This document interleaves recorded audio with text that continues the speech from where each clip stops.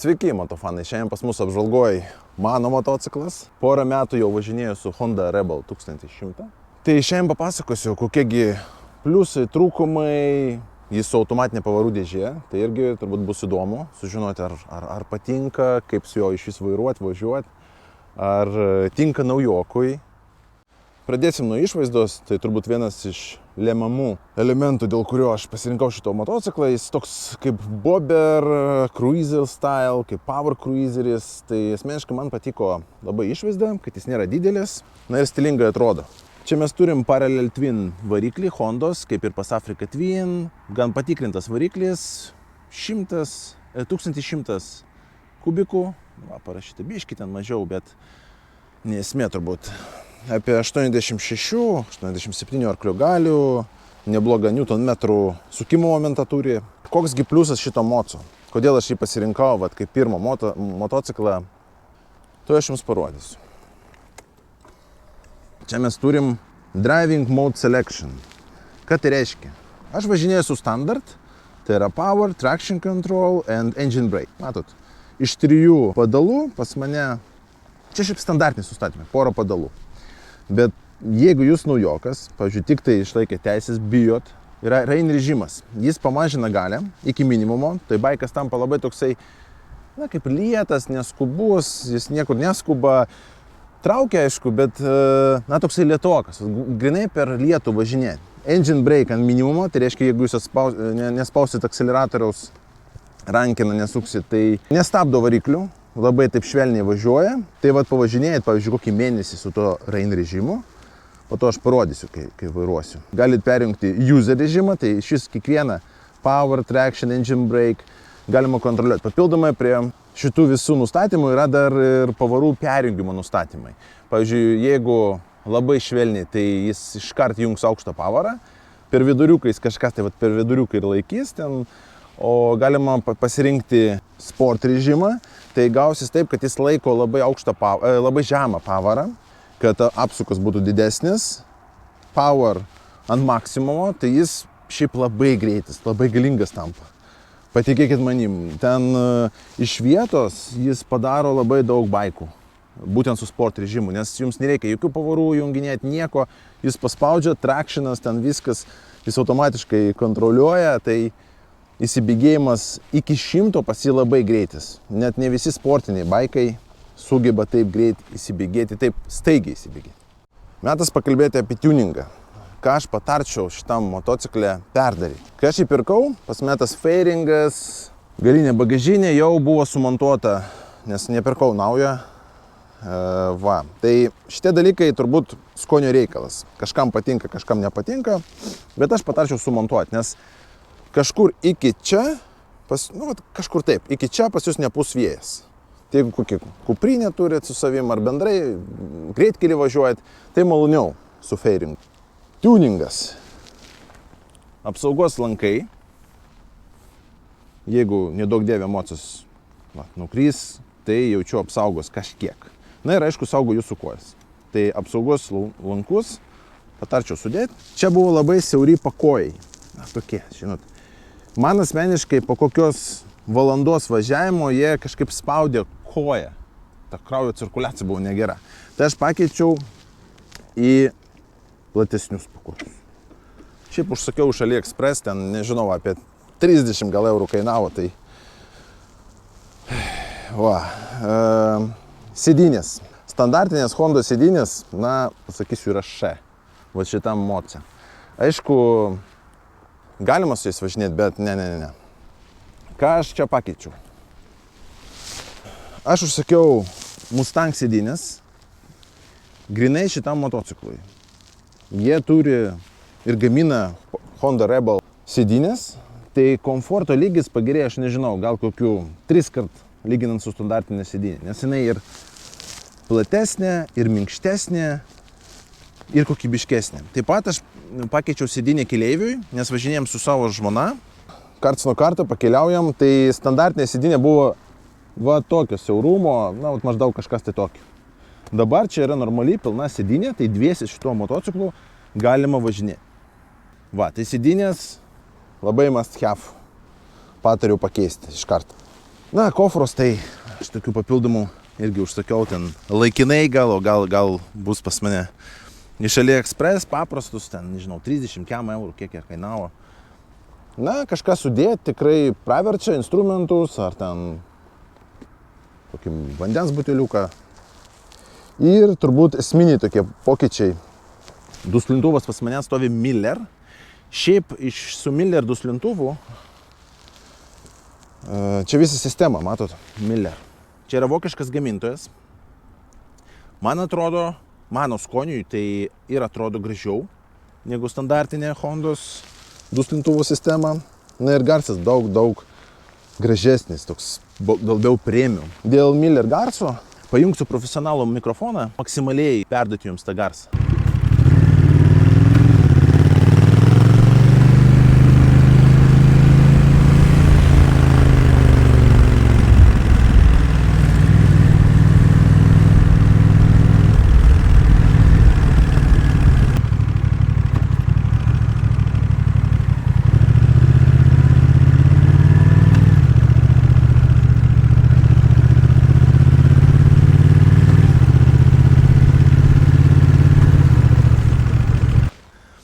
Dėl Miller aš turiu dar papildomą kuponą.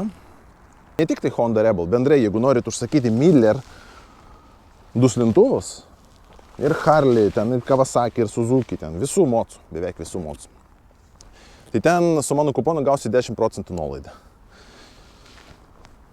Galit naudoti, tai sutaupysit 100 eurų, 200, priklausomai kokį duslintuvą pasirinksit. Tai aprašyme surasit mano kuponą ir galėsit naudoti. Dar papildomai, dėl to, kad aš 1,85 m ūgio, aš iškėliau kažkiek tai vairą.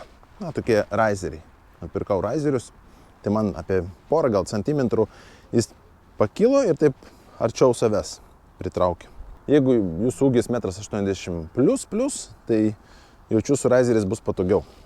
Va, tai čia visi mano update'ai šitam motociklui. Turbūt metas su juo pravažiuoti ir aš pakomentuosiu, kaip jisai važiuoja. Vat, būtent turbūt iš naujoko perspektyvos arba iš žmogaus, kuriam patinka šitas motociklas ir norisi su juo arba įsigyti, bet bijo dėl automatinės pavarų dėžės. Tai pasakysiu iškart, kad automatinė pavarų dėžė iš tikro nemaišo vairuoti. Yra tam tikrų minusų, papasakosiu kokių. Bet automatinė pavarų dėžė jokiais būtais neatima to viso žavesio motociklo. Tai ir jinai veikia labai tiksliai. Čia Honda yra automatinių pavarų dėžių lyderis, būtent motociklams. Jie turbūt vieninteliai, kurie ir gamina, kažkaip negirdėjau, kad kiti turi. Tai šiaip labai fainai, tu važiuoji, na ir mocas viską daro už tave.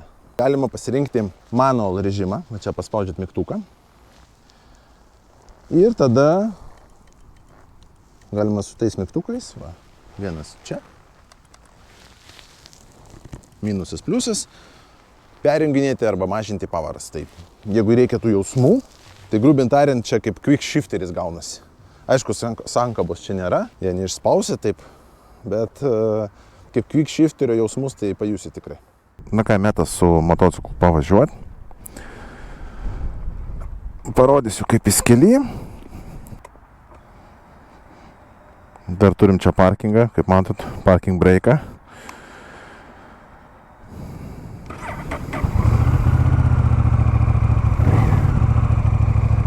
Atleidžiam parkingą, va, žiūrėkit, yra neutral, dabar neutral, drive, tai kaip ir automobilyje. Paspaudžiat drive, matote, įjungia pirmą bėgį ir jūs galit važiuoti. Tai, va, yra čia biški žvirkelio, tai reikia atsargiai. Visada įjungta pirma pavara, tai koks didelis minusas iš tikro. Jeigu jūs mėgstat va, stovėti ir taip gazuoti sankryžose arba ten važiuojant tarp mašinų, čia taip nepavyks padaryti, nes jeigu jūs paspausit gazo ar atsuksit rankinėlį bestovėdami ir pas jūs bus įjungtas drivas, mocas iškart važiuoja. Tai jeigu atsuksit, tai važiuosit į priekį stovinčią mašiną. Čia reikia turėti omeny. Va, matot, iškart važiuoja.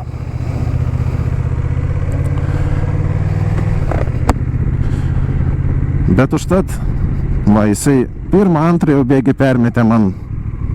Tai kai aš pakeičiau pakojus ir sėdynę, tai aš galiu su to baiku pravažiuoti, 200 kokių 300 km, man nelabai kas ir skauda. Bet buvo dar blogai dėl nugaros, nes, sakau, aš 1,85 m ir man buvo per žemai vairas. Tai aš jį biškį pakėliau su barraizeriais, irgi ten kaina, nežinau, 30 eurų gal tų barraizerių, nedaug.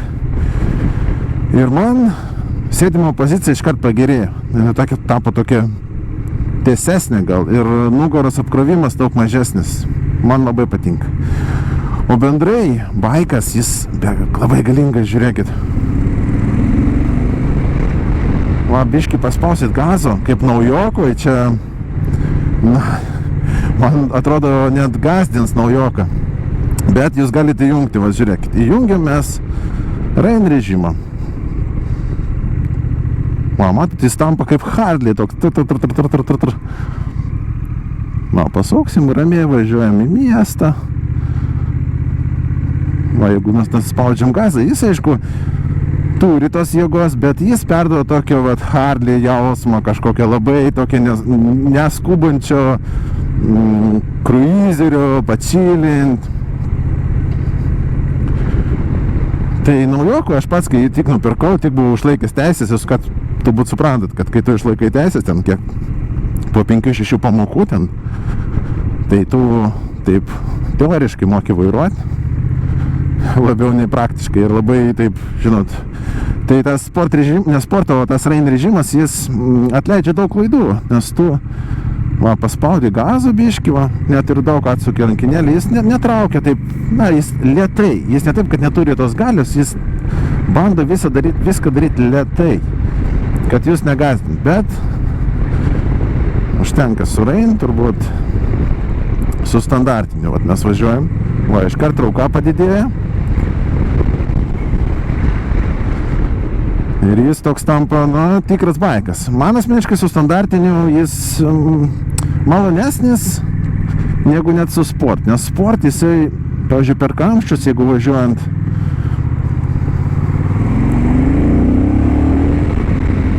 jis beveik netraukia. Ta prasme, atvirkščiai, jeigu per kamščius važiuoja, tai su sport režimu jis labai trūkčiojantis toksai baikas tampa.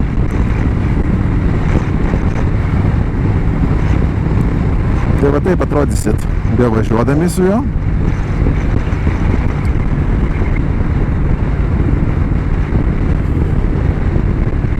Dėl pakabos. Pakaba, aišku, kietoka. Tai va grįžtam prie minusų. Pakaba gan kietoka. Ir aišku, jinai galia reguliuojama. Kaip matėte, ten tokie yra kaip galiniai amortikai su reguliatoriais. Jie labai nesudėtinga sureguliuoti, ten pasuki. Aišku, galime ją padaryti kažkiek minkštesnę, bet vis vien, jinai, aišku, kokiam kaip enduro, arba net kokiam baikui, kuris ten, nežinau, touringai būna, neprilygsta. Jinai kietesnė. Man aš pripratau, kai važiuojam su žmona, tai daugiau svorinai tampa dar minkštesnė, tai visai gut. Bet tokia, žinot, turi turėti omeny, jeigu per kokį žvirkelį reikės važiuoti, tai jokiais būdais tą baiką nepirkit, nes jis tikrai neskirtas žvirkeliams. Jis skirtas, per miestą, kažkur greitkelį galima su juo palakstyti. Dėl valdymo. Jis nėra didelis, man asmeniškai jisai valdosi kaip stritas. Jeigu jūs važiuojat kokį ratuką su kitais raideriais, tai net ir greičiau važiuojant, jis valdomas, kaip stritas. Tikrai neprilyginsit Harliui ar ten kokiam Bolivarui, ten virš beveik 2 litrų mocams. Tikrai ne, jisai valdosi kaip stritas. Tai naujokui ypač patiks. Antras dalykas, kai jūs stovit, žiūrėkit, man labai lengva pasiekti žemę. Jeigu jūs mergina arba nedidelio ūgio, tai labai lengvai pasieksit žemę. Tai priduoda tokio saugumo jausmo, kai jūs stabdot.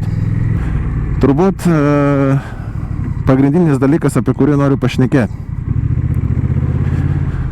pagrindinis minusas, dabar aš jį biškį ištaisiau, bet koksgi yra minusas? Asmeniškai man, gal ne visiems. Va žiūrėkit, pavyzdžiui, mes važiuojam ir norim su juo sustoti. Jis neatjungia pavaros. Na kaip, matot, pavyzdžiui, pirmą pavarą, jis visiems važiuoja. Neutralios čia kaip ir nėra. Ir mes, kai spaudžiam, net iki 5, jisai visiems važiuoja.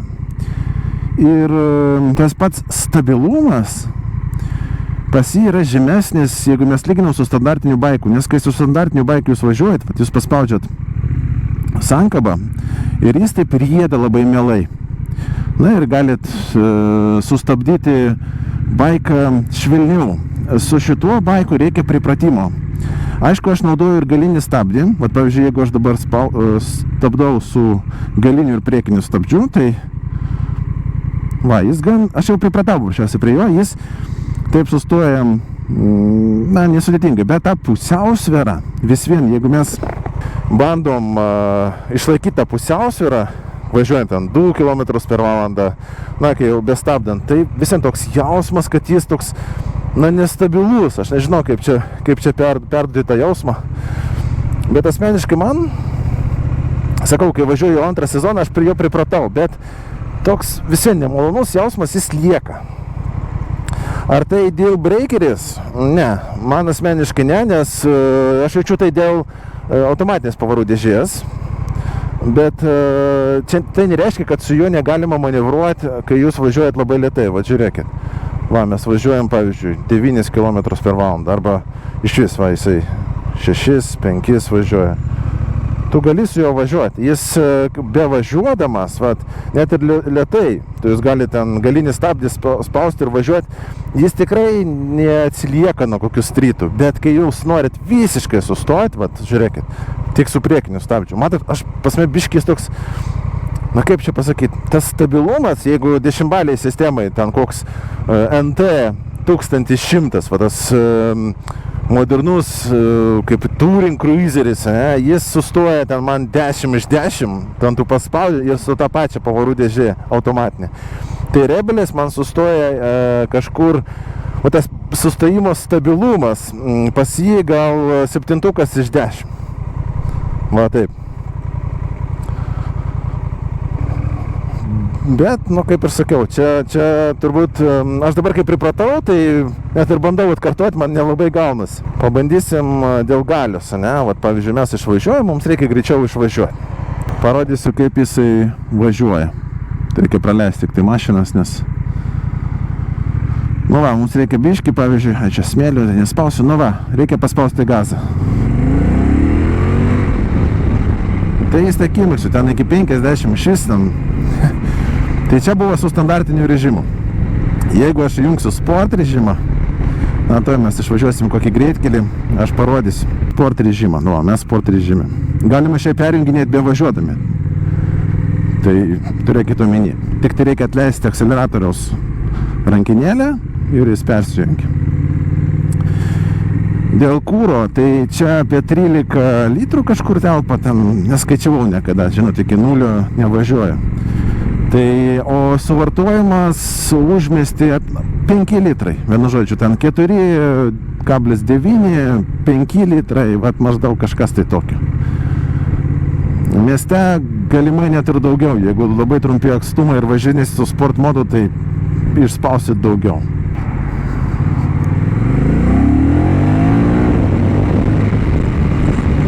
Jau buvo 80. Šiaip jis labai greitas, aš patikėkit, aš atsukau dabar raikinėlį, aš net bijau atsukinėti ten iki maksimumo, aš atsukau iki pusę kažkur. Iki pusės tai, sakau, net baisu biškį. Nors ir antrą sezoną važiuoju, bet man jisai, žinot, gali išgąsdinti, jeigu su sport modu važiuoja, tai... Jis labai toksai trūkčiojantis tam pabaikas, labai jautrus, akceleratoriui. Jeigu jūs tik paspaudžiat, tai jis jau iškart traukia. Tai, aš nepatarčiau naujokui, ypač nenaudokit tą power mod. Jo, jisai įspūdingai važiuoja, jis ten pritrauks dėmesį, kaip sakoma, ir net sport baikų mėgėjų, bet naujokams ne. Rain, standartas. Šitą sėdimą poziciją irgi girdėjau daug pokalbių, kad nepatogu ten, kad vat kojas kaip ne pas Harley, ne į priekį, vat nėra taip, kad tu sėdė, ne.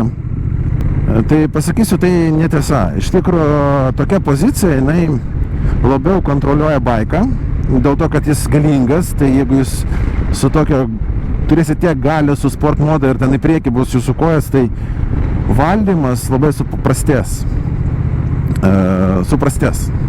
Turbūt taip teisingai pasakyti. Va, o ta pozicija, ar jūs ten, jums kojas ten užtinsta, ar ten dar kažkas, tai yra netiesa. Aš kai pakeičiau pakojus, tai va, dėl to ir sakau, reikia pakeisti pakojus, sėdynė. Na, aš iškėliau dar vairą, tai man dabar aš važiuoju ir kaifuoju. Na ir plus Hondos patikimumas. Aš kiek vat porą metų jį turiu, sezoną, pusantrų gal čia galima taip pavadinti. Ir aš, tik tai maintenance dariau. Aš dariau tik tai maintenance, keičiau ten tepalus, filtrus, ką reikia daryti. Turbūt kiekvienas žmogus, kuris myli savo motociklą, jį pavalys. Tai koks gi rezume? Jeigu jūs naujokas ieškot kažkokio tokio rimto baiko, kurio nereikės ir nesinorės keisti po kokio mėnesio, tai labai neblogas pasirinkimas.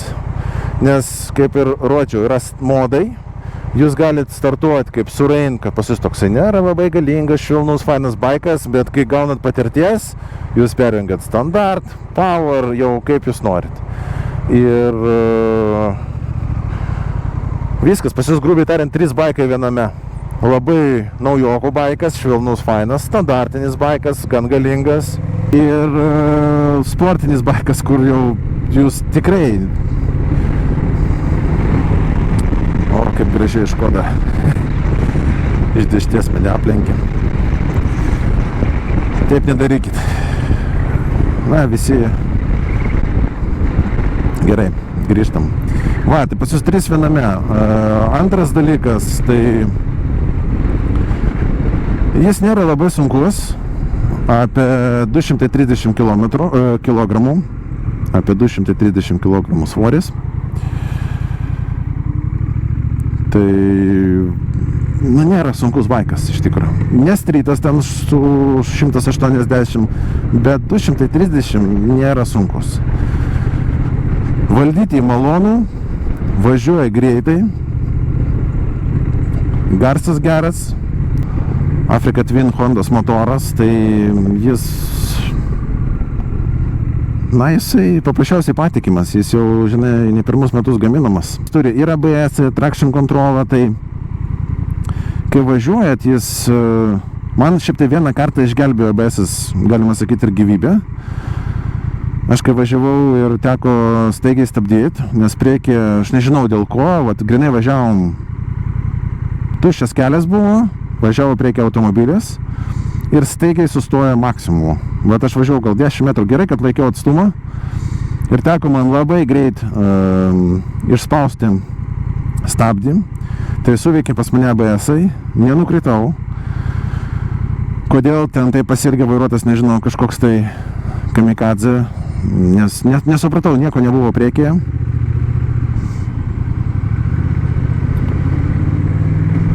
Ir spėjau sustabdyti, nenukritau nieko, suveikė ABS-as, tai saugumas čia aukščiausiai klasiai. Yra ir cruise control, tai jeigu mes paspaudžiam cruise control, to bevažiuodami ten užmiestį, ten 70, 90, tai jis palaiko tą greitį. Tai irgi cool. Na ir šildomos rankinėlės, čia yra kaip opcija pas mane įdėta. Jeigu važinėjat rudenį, ten kovo mėnesį, tai aišku pravers.